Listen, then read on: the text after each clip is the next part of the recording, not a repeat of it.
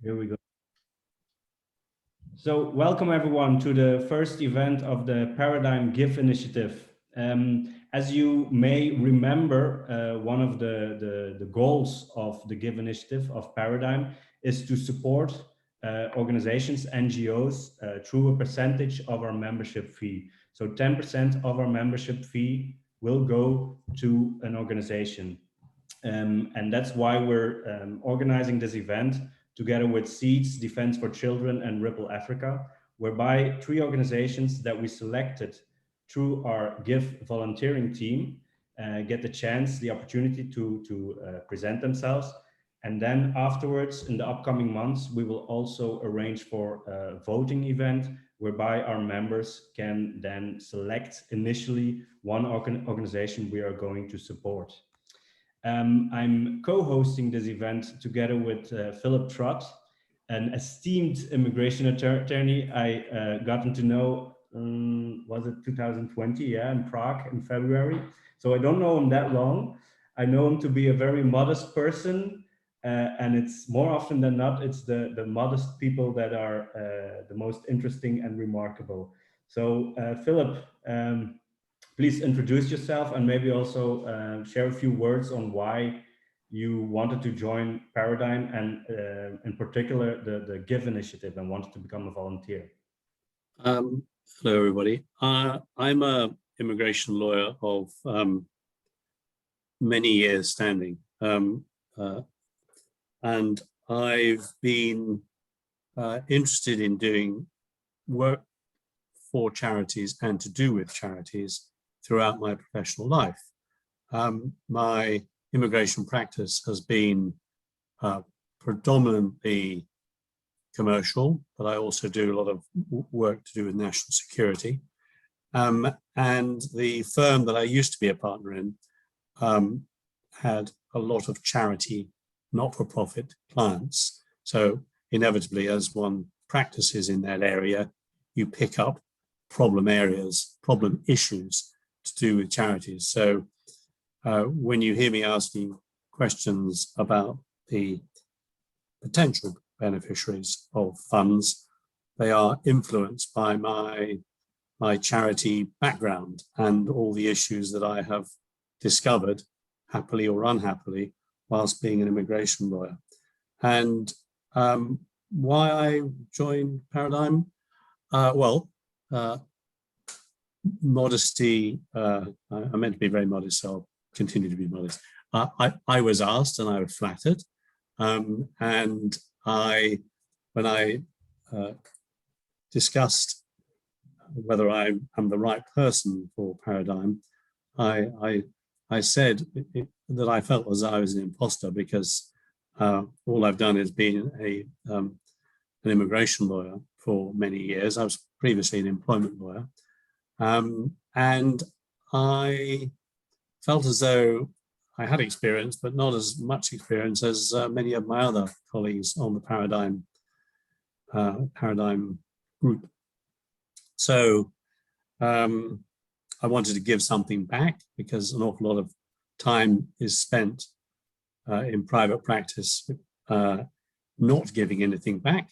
And now is my time to attempt to redress that balance. So hope that was modest enough, Massimo. And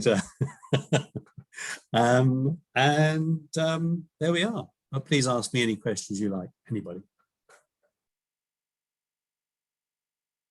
Well, you can go ahead and present the first organization to start with their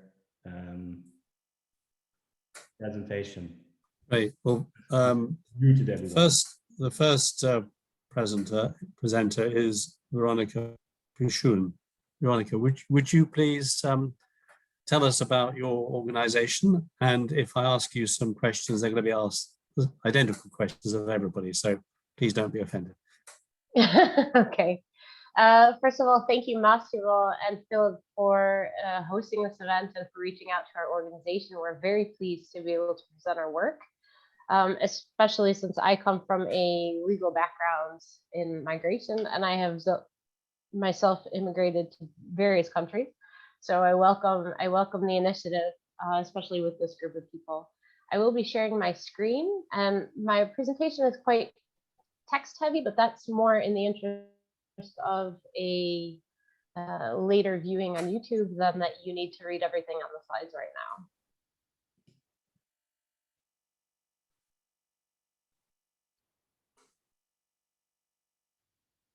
now. Okay, so I'm here from Defense for Children Netherlands. That's a child rights NGO based in the Netherlands, but we are one of many forming a global grassroots initiative. Our mission is to stand with children and stand up for children and their rights. And I'd like to emphasize that we really define children in the broadest sense. So all children, no matter their age, their background, their family situation, the country that they're living in currently or that they're from, and other elements. We were founded in 1989, and that was tied to a big campaign for the ratification of the UN Convention on the Rights of the Child. That still forms the basis of all of our work, our mission, and our vision. And what motivates us most is that children's rights must be fully realized for children to develop their full potential. So when we talk about children's rights, we talk about children as independent rights bearers who have the same human rights that you and I might have, but also have extra rights and are in need of extra care and protection because of their vulnerability. The way that we work is by advocating for clear entitlements in law and policy. So children's rights are not a charity. We're not doing children a favor. We're not being nice to them because they're cute. It's really a legal entitlement in the law and policy that we base our work on. We argue for child-centered procedures and decision-making, because that can be a challenge in a system that is not geared towards centering the rights of the child as a primary consideration. We also offer training and support to professionals for child-friendly implementation of that law and policy. And those professionals can be from the government, from service providers, or lawyers and other people working with children. We also directly provide quality legal assistance to lawyers, but also to the children and families they support. And finally, we always try to include the voice of children and youth in our work, both as an organization, setting out our policy, our mission, our objectives and activities, but also in all of our advocacy and lobby work. So if I have a meeting with a minister, or if I have a meeting with the EU commissioner, I always try to make sure that the children and youth that work with us are involved in that conversation. We have 8 thematic teams that we work in, and we're based in Leiden in the Netherlands, but our reach is much broader. We have many European projects and also global projects. Just a short note on the governance model, because that was one of the questions that we thought would be put to us. It's a 2-tier board model. So we have a director and we also have a supervisory board. The separate board of supervisors, supervisor, director, and management team. Our director is the one who makes final informed financial decisions after discussion with the management team, and the management team consists of 4 people. The director, the head of finance, we have a manager for programs and fundraising, and we also have a manager for child rights expertise and research. Once those decisions are made at that high level, the management team then translates them down through the team of project coordinators, also financial administrators, to make sure that we carry out in a sustainable and responsible manner. And also of note, since 2003, Defense for Children and ECPAT form one organization in the Netherlands. ECPAT is similar to Defense for Children in that it's a global grassroots initiative, but it's focused on the prevention, treatment, and support of victims of sexual and other exploitation and trafficking. So because in the Netherlands we form one team, we work together and we have that extra expertise in-house. We aim to support children wherever and however their rights are at risk. These are the 8 thematic teams that we work with. So we work with alleviation and prevention of poverty, also the right to family life and how children can enjoy that even when they're, for example, in alternative care, children in criminal law, either as victims, witnesses, or perpetrators. We have a special team working on girls' rights and gender. That's also our most global team. We have a team on migration, education, trafficking, and exploitation. So when I mentioned a European project, I will talk a little bit more about that later. One of them includes, for example, 8 organizations in 7 EU countries. We also work with some countries in the Western Balkans, and we also work with 2 countries in Eastern Europe, Belarus and the Ukraine, and that's related to anti-trafficking measures. We're also leading a project fighting trafficking and exploitation in North and South America, South Asia, and the Middle East and Africa. And in Africa, we have a few different countries working together on a big project called She Leads, and I'll tell you more about that shortly. One of our core activities is supporting the children and professionals, assisting them with informational legal assistance through our help desk. So we have a help desk with child rights lawyers from all of the fields that I mentioned, and you can call, and a teacher can call, and a doctor can call, lawyers call us, but also children and families call us and say, hey, this situation that I'm in doesn't feel right, I'm confused, I don't understand what my rights are, could you assist me?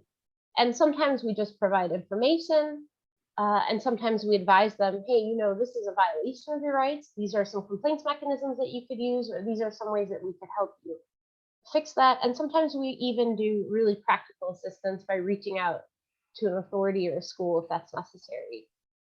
In the first half of 2021, we've already assisted almost 700 individual cases in the areas of migration, child protection, and child exploitation. Most of those questions do come from lawyers, parents, and care providers, but in almost 40 cases, children requested our help directly. I'm personally coordinator of the European Child Rights Help Desk, which took that model from the Netherlands that works so well and has such an impact on children being able to fully enjoy their rights. And we shared that with partners in 7 different countries. And what we do is provide the same kind of concrete and strategic support to children in migration. But additionally, we facilitate best practices, exchange on legal developments, and we join together in common advocacy actions with the rest of the partners. And it's really been a joy to be able to support that project, to be able to reach children in situations in Greece where kids are on the streets, families are on the streets, they don't have access to the most basic care rights. But also we have partners in Ireland, we have partners in Belgium, in Sweden, and those contexts are very different. But what we always see is that often the voice of children and the interests of children are kind of subsumed in the greater story of their family. So when we have an asylum procedure or we have a return procedure, there's a lot of discussion that's had with the parents, and the children are kind of considered part of their parents' lives. And to a great extent, that's true. But we always like to assist them in having their own understanding of their situation and also being able to express their opinions, and making sure that the authorities making decisions take that into consideration. What we also have seen through time is that working on this individual case level with an individual family or an individual child, although necessary, satisfying, really impactful, at a certain point, you see a trend and you say, well, we can keep solving this problem on a case-by-case basis, but really it's a matter of policy, or it's a matter of practice, or it's a matter of legislation. And so what we like to do is, as soon as we see signals, as soon as we identify trends, really do thorough analysis, research, reach out to all of our partners also in other countries saying, have you also noticed this? Especially if it's in the European context, but not only. And we like to translate those signals into systemic improvements. And we talk to the stakeholders. So we talk to politicians, we talk to parliamentarians, we talk to people in the ministry, we talk to practitioners who work with children, social workers, doctors, asylum officers. And we say, we've been noticing this repetitive violation or risk of violation of this child's right. Can we find a systemic solution for that? And we'd be glad to be a part of the conversation, finding that and developing that solution. And what we've also realized is not only that it's necessary to translate the individual level to the systemic level, but that working as child rights experts, working with stakeholders is not enough, because there's also the public who is a stakeholder. The public, those are the members of society that play at the playground with these children, go to the same schools as these children, sit in the bus with these children, and they really are an important factor in the way society treats its children. Two campaigns that I'd like to highlight are hashtag 500 Kinderen, so that's the Dutch for 500 children. We gathered more than 100,000 signatures to a petition, and more than 180 municipalities supported our initiative for the relocation of refugee children from Greece to adequate living conditions elsewhere in Europe. We've also now recently connected with similar initiatives in Poland, in Belgium, and in some other countries, hoping that we can really show that there's a European public who says, hey, they're just children, we shouldn't punish them for whatever policy decisions you make or political decisions you make. And then the second one that I wanted to highlight is Don't Look Away. And that's a website that we put up. It's a Dutch website, but it's actually English language, so feel free to explore. And it helps people report sexual abuse or suspected sexual abuse. And the reason for that is that we're very active in preventing sexual exploitation and abuse of children and trafficking in the tourism sector. And when we talk about it, many people say, I support you, I agree with you, how can I help? And one of the ways that we can all help is by being more vigilant and using reporting mechanisms like this. Both of these campaigns were organized and carried out and are still carried out with lots of support from our colleagues and other NGOs, but also other stakeholders. What I meant. Sorry, I was going to say that's really, really interesting. I just wanted to say you've got no more than 5 minutes, just to let you know. Okay, yeah, thank you. I'm over the halfway mark, I think.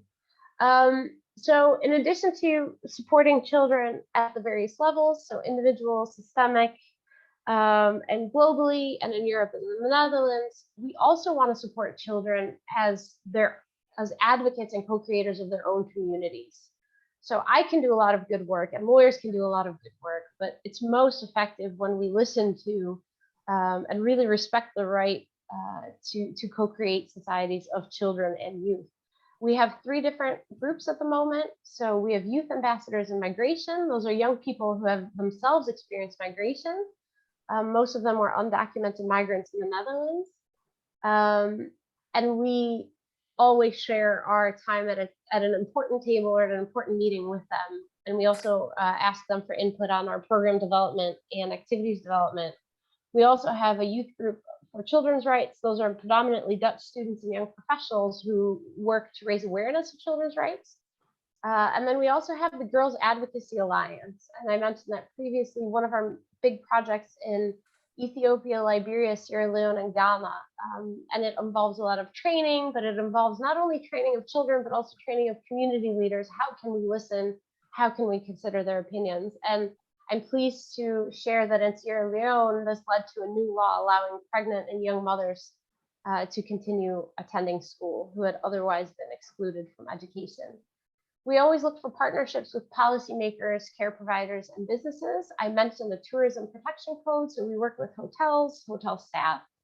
And I also work in one of my projects with investigative journalists to tell the stories of children who go missing in migration in Europe. I'd like to thank you for your attention. And I hope that the main idea that we consider children, all children first and foremost, and we try to support them at any level, in any place, at any time, as far as that's possible, to fully enjoy their children's rights, because we think that it's not only important for them, but that it's important for all of us. And often we hear children are our future, Yes, that's true, but children are also today, right now, our neighbors. They're people who go to the police station, they're people who go to our schools, they're people who are in our supermarkets. And so we should treat them as such. Thank you very much for your attention and for this opportunity. Well, thank you very much indeed. Your written and your oral presentation were fascinating and detailed. Got one question to ask you, which didn't appear in it. Where do you get your current money from? Who funds you? We have a very varied financial income flow. So we have a portion of our income comes from private donations from various funds or individual donors of a larger amount. We also receive public support through small one-time or continuous donations. And some of our larger projects are funded by institutional donors. So for example, the EU Child Rights Help Desk is funded by the Dutch National Postcode Lottery, but our She Leads project for the girls' rights in Africa, part of that funding also comes from the Ministry of Foreign Affairs in the Netherlands, but we also have some EU-funded projects, so it's really a mixed bag. Right. Really helpful. Thank you very much indeed, and we hope to be working with you again. The next presentation will be from Pam Haig, Ripple Africa. Pam? Hi, I'll try and share my screen with you. Hopefully it will work.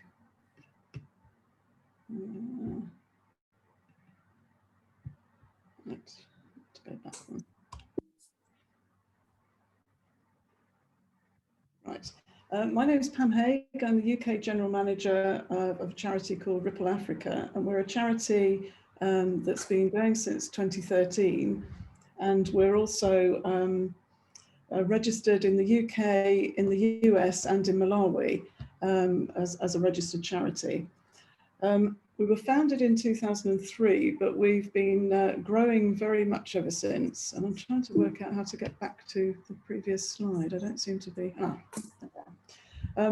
We work in mainly large-scale environmental projects, and we're covering about 5 or 6 different districts in Malawi now. And we also support education and healthcare close to our base. But as we've grown, we've become more and more an environmental charity, because we start off, the way we work is very much with local communities. So when we first founded the charity, we spoke to local communities, and what they desperately needed was more help for the local schools and more help for the local clinics. But as we got to speak to them, we realized that some of the biggest problems that they faced were environmental problems, which is why we started off our environmental projects. Our ethos is very much giving people a hand up, not a hand out. Now, Malawi is one of the poorest countries in the world, and 85% of people rely on subsistence farming to actually be able to survive.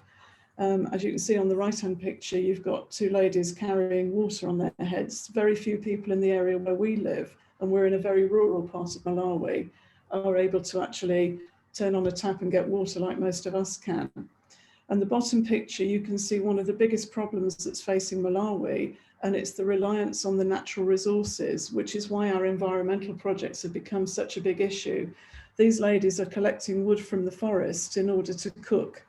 And when we first started the project, a lot of Malawi was covered by natural forest. And as we've been there over the last 17, 18 years, we've noticed more and more of those are being cut down. Mainly because of Malawi's high rate of population growth, 3% per annum. And they're expecting that by 2050, the population will exceed 45 million, which is triple the population in 2010. We're trying to do something on a very small scale to sort of teach people about the importance of having smaller families. But when you're in a culture where everybody expects you have at least 5 or 6 children, it's very difficult to get that message through quickly enough to make the big difference that we need to make. We're a very small charity. We have only 5 staff in the UK, 1 full-time member of staff, 2 part-timers, of which I'm one, and 2 volunteers. And one of the volunteers is our founder and CEO. So our actual sort of core costs are actually quite small, but we have 137 staff over in Malawi working on our projects. and we have a volunteer who helps us over in the US. So we actually, in terms of our overheads, we're quite small, but we have a massive impact on the rural parts of Malawi in which we work. As I mentioned before, one of the biggest problems that we realized Malawi faced once we started looking at the environmental issues is deforestation. And this is the site that you see in many, many, many parts of Malawi now. And people have come into the hills and they've cut down trees in order to farm. Now, I don't know whether any of you have sort of had any sort of training in geology or anything like that, but basically, you know, they can probably grow things for one season, but there are 5 months of heavy rain in Malawi every year. And so the topsoil then gets washed away and the land is completely useless after that. So you've lost your trees, but you've got no benefit for the long term. So what we've started to do is to work with local communities who live around the forested areas that still remain in our part of Malawi.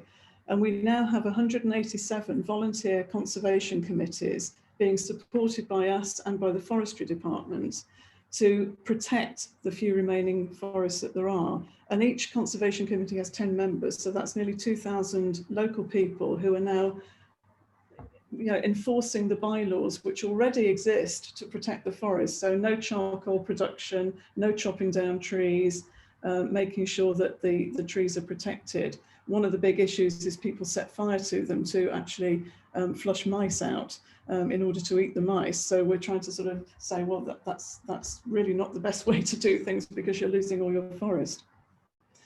In association with that, we've also started a tree planting project, and to date we've actually planted 17 million trees. And what we do is we provide the seeds, but we work with local farmers and community groups. And this year we've been working with sorry, I haven't got my.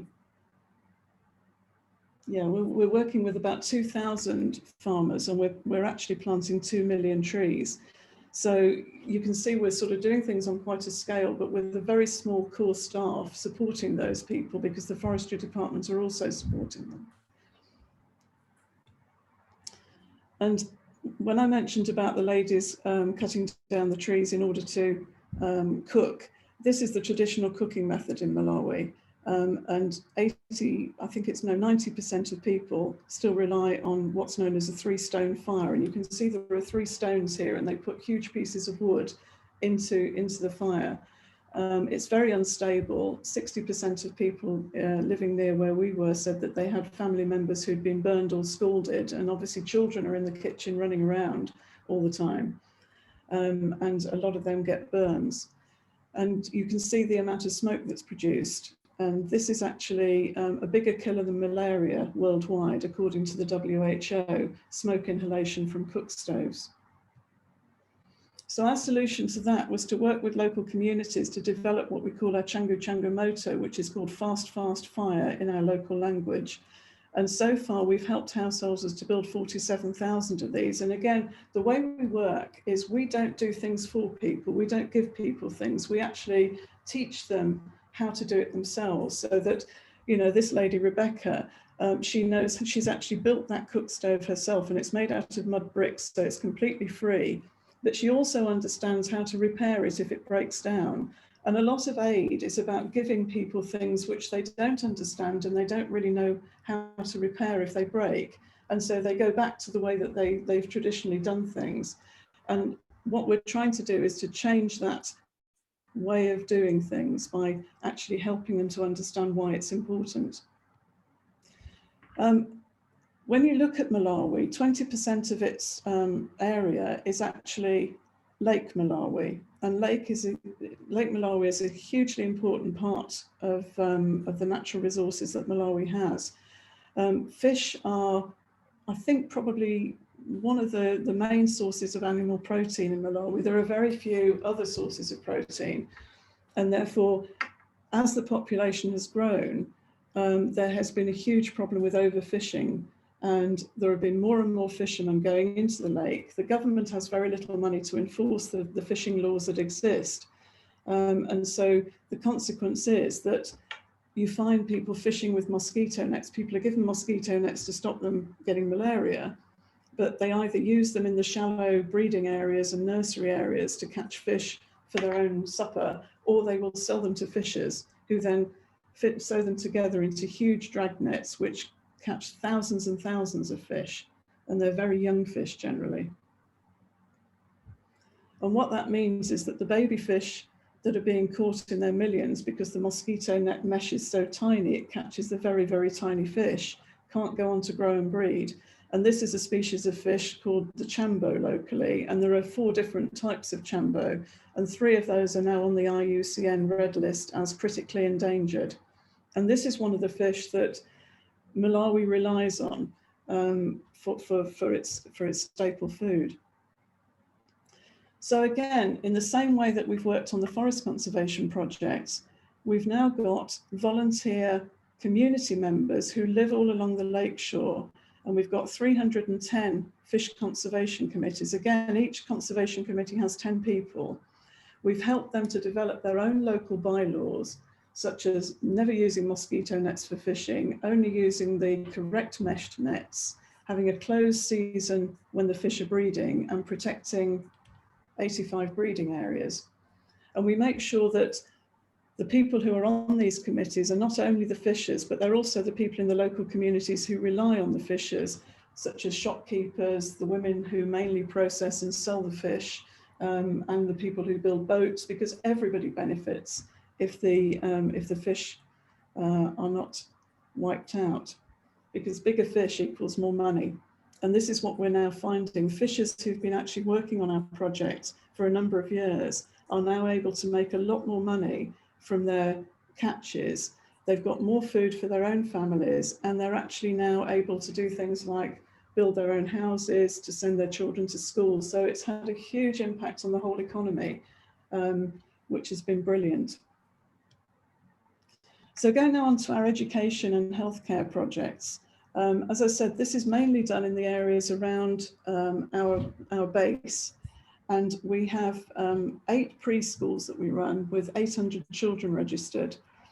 And preschools in Malawi are either privately run and therefore people have to pay to attend, and that's what tends to happen in the big cities. But in the rural areas like us, they're mainly volunteers who run them in old church halls, and they've had no training, very little resources, and it's quite difficult to sustain them.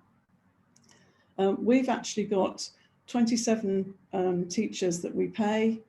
We have, as I said, 800 children, and at the end of each session they all get a hot meal of a sweet potato, which is really good in terms of vitamin A. And for a lot of them, they get very few hot meals at home. So this is one of the key reasons why a lot of our children come, but that's great because they then get the education and the fun that they need. Obviously, running the preschools means that we need to buy resources, and we need to repair the preschools when we have sort of problems with them. We have to repaint them on a regular basis because small children tend to make a mess sometimes. So, you know, we sort of have to raise the money for that. In our other education projects, we're supporting 6 local primary schools, and these are run by the government. They're not run by us. But what we do is we actually work in partnership with the education authorities to replace some of the classrooms which look like the one at the top of this picture, which obviously can't be used during the rainy season. So a lot of children don't go to school during the rainy season because they physically cannot sit in a classroom anywhere. And we actually build very basic but very functional classrooms for them. And we're actually now doing that to split classes as well. Because of the population growth, we find that some of our classes have about 120 children in, which, as you can imagine, is very difficult for the children to learn. Just to, sorry to interrupt you, Pam, we've got a time limit on everybody's presentation, and you've got 3 minutes left, I'm afraid. Okay, that's fine. Okay. I'm nearly at the end. We've built a secondary school because we discovered that when our children were actually offered places at secondary school, and not all of them do get offered a place, they were having to walk sort of 15 kilometres to get there. And we've also now supported that school. The government runs it, but we've supported it by building a girls' dormitory so that 70 girls now live on site. so that they can study in the evenings rather than go home and do chores. And we've got one of the few computer laboratories in a government-run school in northern Malawi. So our students are actually learning IT skills. We also have a community library, which is, again, is one of the few in northern Malawi. And it's got 4,000 books and 1,500 people use it. On the healthcare side, we have a disability support project. So this is a community project. We've got 120 clients, and we pay for them to have treatment, and we provide support with physiotherapy and with equipment that they need. We've built a new clinic in our local area, but we also support existing clinics and hospitals. And COVID has actually given us an opportunity to do something slightly different. We've never been involved in any of the water projects before in sanitation, but we discovered that a lot of the boreholes that people were collecting water from are actually broken. So people were having to walk long distances to find water to actually wash their hands. So again, in partnership with the district council, we're actually providing funding to repair. And so far we've repaired 430 broken boreholes. And we've also managed to supply oxygen concentration machines for some of the hospitals in Malawi around our area, because none of them had decent oxygen supplies to treat COVID patients. So I'd just like to say Tuongo Kongwa, which is thank you very much for listening to me. And these are the people that we're doing this work for. It's the children. So thank you. Great. Thank you again, Pam. One question that I asked Veronica: where'd you get your money from? I know you're a UK registered charity, but and I can find out, but just quickly fill me in on that. Yeah, sure. Again, it's a real mixture of funding. I mean, we've just got a contract with UNESCO to introduce our fish projects in the south of the lake in the national park area. We've had funding from the Darwin Initiative for the fish project. We've got a variety of different trusts and foundations that support us, and we've also got lots of individual donors. So it's a real mixture, and funding is always an issue. Okay, thank you very much indeed, Pam. Next, I would like to introduce Nishta Paliwal, who's going to go through her presentation.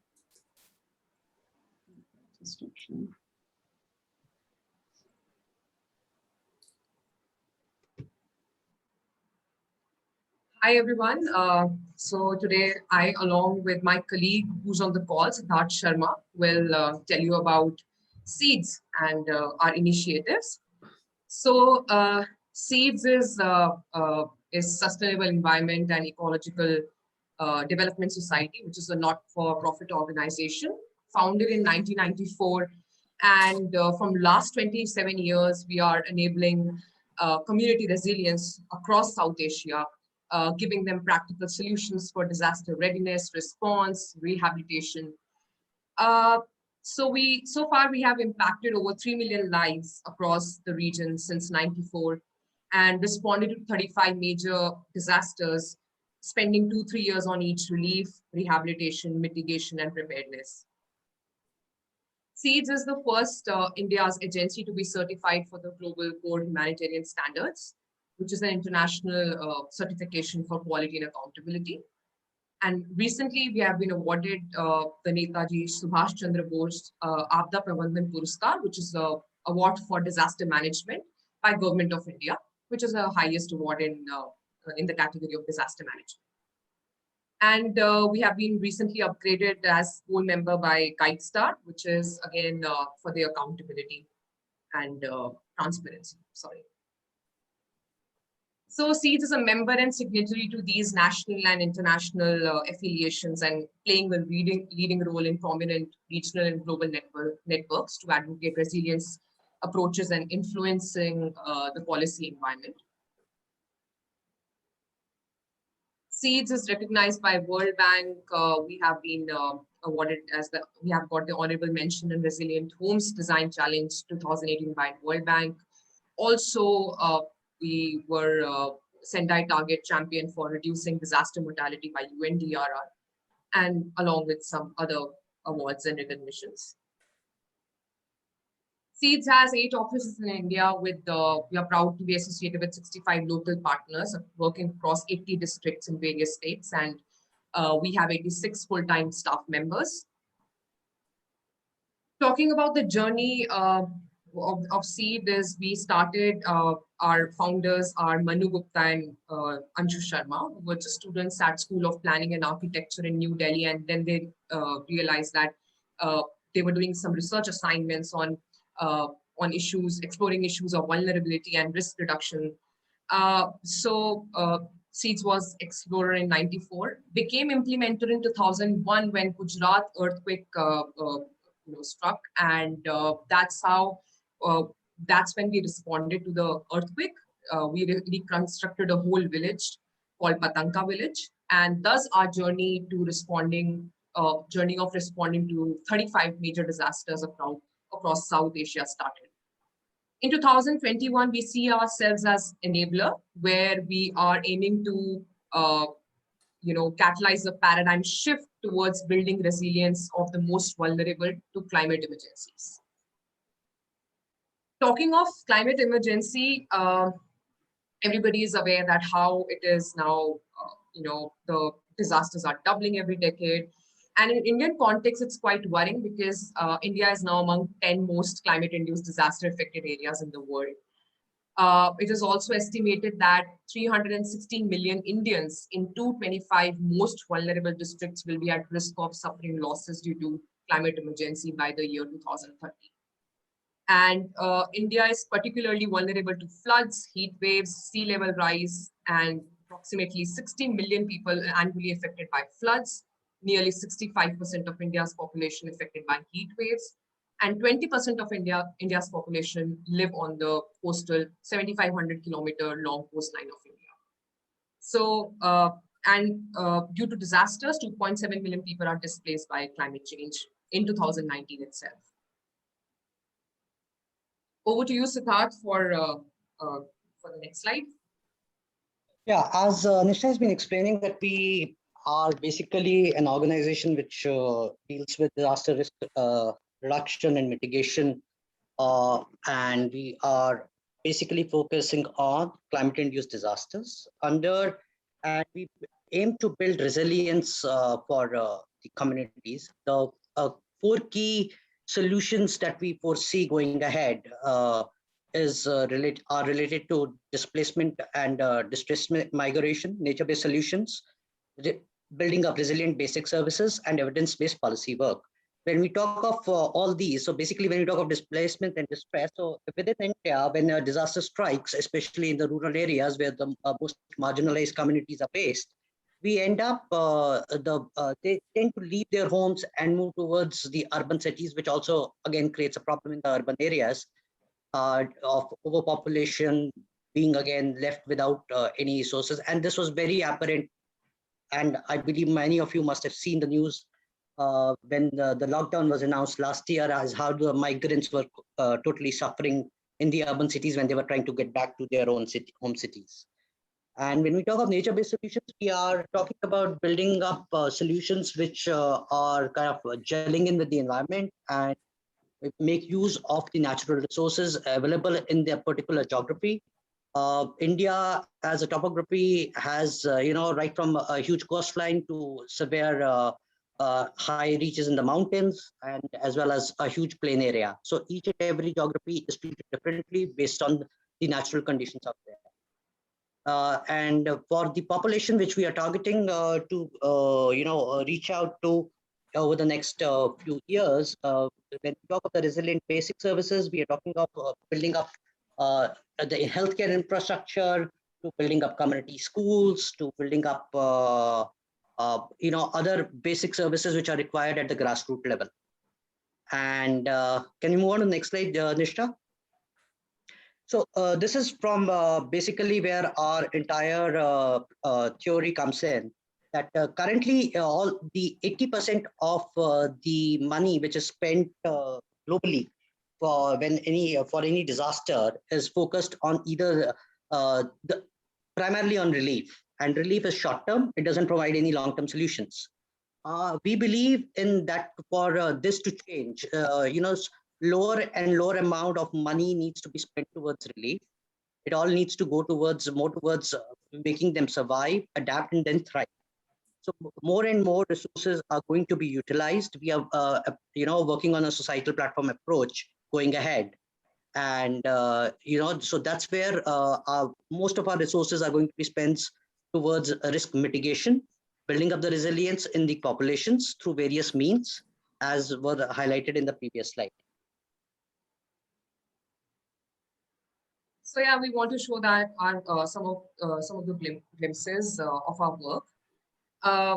During COVID-19 phase 1, when COVID-19 came, like the first wave that hit India in April 2020, we reached out to more than 500,000 people, distributed more than 9.6 million meals, and also supported frontline workers such as policemen, nurses, doctors, giving them protective equipments, footwear, and masks, etc. We also supported communities like the daily wage laborers in 4 states in Kerala, Bihar, Odisha, and Uttarakhand. Also, we helped in enabling the economic recovery of 2,500 micro enterprises, which were impacted by the lockdowns during that time. In the second phase, we realized that the need was a need of ration kits or masks were not there, but it was most of primarily of oxygen and also of hospital beds. In the second wave, India actually struggled for hospital beds. There were many deaths. So SEEDS decided to set up COVID care centers. We set up 365 beds in 10 states, reaching out to more than 200,000 people. We also distributed 250 oxygen concentrators with 50 oxygen cylinders. We are setting up 2 PSA plants. Also, we launched a national helpline number where we facilitated access to critical care, critical medical services. Also, on July 1st, we have launched Coverage, which is the National Vaccine Adoption Program. And we are aiming to reach 1 million people as soon as possible. And so far, we are able to get more than 21,000 people vaccinated under this. And through this whole COVID initiative, we are reaching in 12 states in India. Over to you, Siddharth. Yeah, so when we talk of the COVID initiatives, which Nishtha had just mentioned, just wanted to clarify that COVID itself, we treated as a disaster. So that's why we kind of moved away from our focus on climate-induced disasters to healthcare disaster. And that's when once the pandemic set in, it was a conscious call to cater to all the requirements which were there on the ground. And in terms of the slide which you currently see, we are working very closely with Microsoft to set up a platform which is AI based.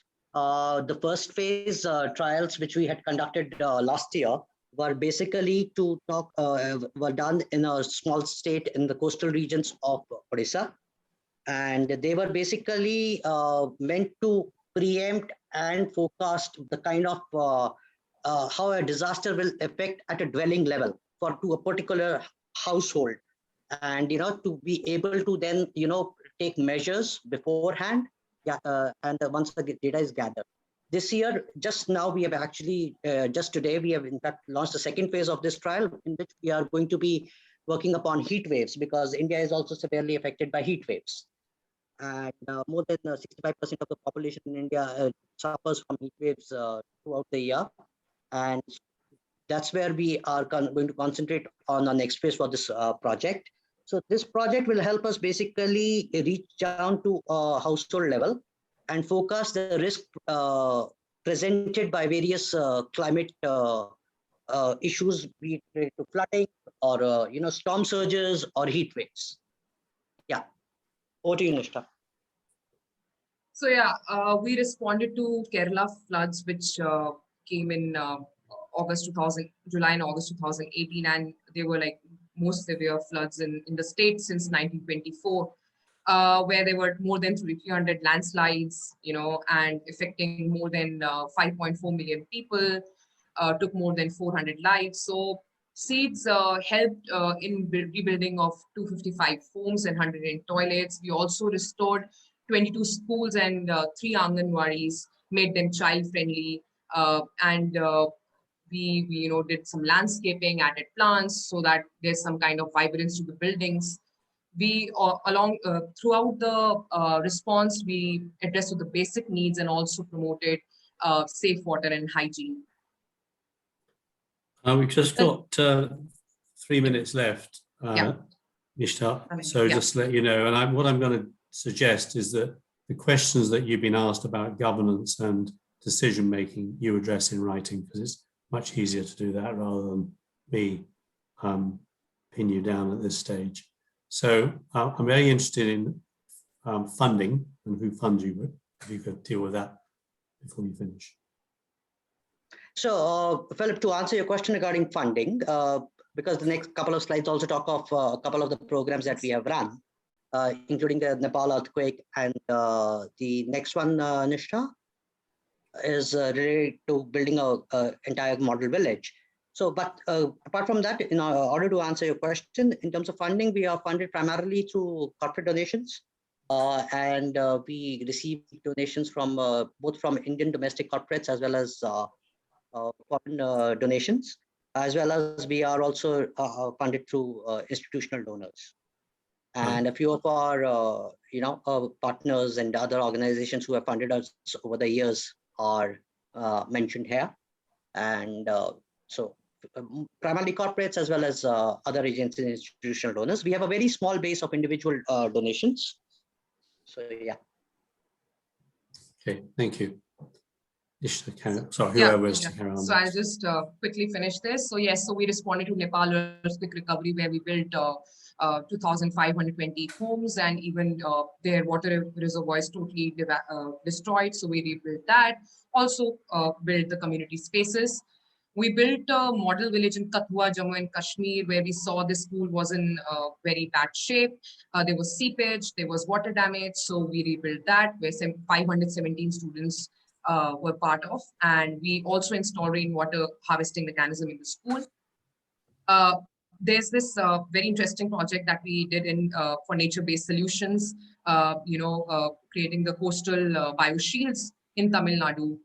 Seeds promoted multi-species bioshield in 5 villages in Tamil Nadu. And so that, it was more of a holistic approach towards the unanticipated disasters. We there's a safe school program which is running in Delhi and Uttarakhand, where we are empowering children to be change agents for building resilience in their communities. So far we have reached out to more than 52,000 children, designing a tailor-made approach for each school, and we have worked with 2,200 teachers in Uttarakhand and Delhi. So yeah, so that's about it. Thank you very much indeed. Thank you for your very detailed presentation. And what we'll do is we'll circle back to you to deal with the governance issues that we didn't address publicly. Massimo, back to you. Thank you all for the presentations. Thank you, Veronica from Defense for Children, Pam from Ripple Africa, and Nishta and Sid from Seeds.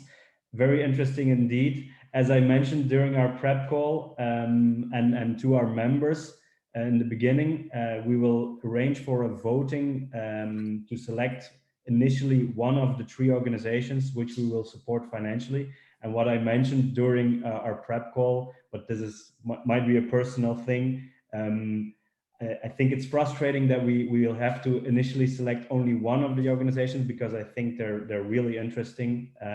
So choosing one doesn't necessarily have to mean we can't support you financially in the future or immediately in an alternative way. We'll have to see how and when.